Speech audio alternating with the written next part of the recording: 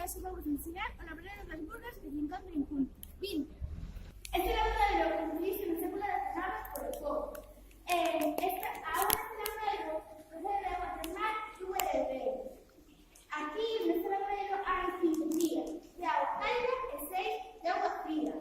Antigamente, as mulleres ian a lavar aquí, cocían así. Aquí tiñan os sacos da roupa.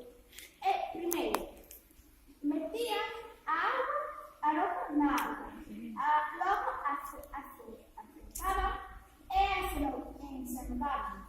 Logo, a volvían a meter na auga e despois ian a lavar o secado. Este labrero non se utiliza agora para lavar, nadie o utiliza. Só é para turismo. Esta é a fonte termal chamada Lume de Deus. Antigamente, fai centos de anos, tirábase unha moeda de euro porque dicían que había unha deusa. Por ese punto chamábase Aqua Caridade, que significa agua de deusas. Cando tirábase a moeda, pedíase un desexo. Cando se había construído o balneario, o dono deste encontrou o tesouro. E como o alcalde desa época tamén o estivo buscando, a repartiron entre eles. Grazas por o vosso tempo e hasta logo.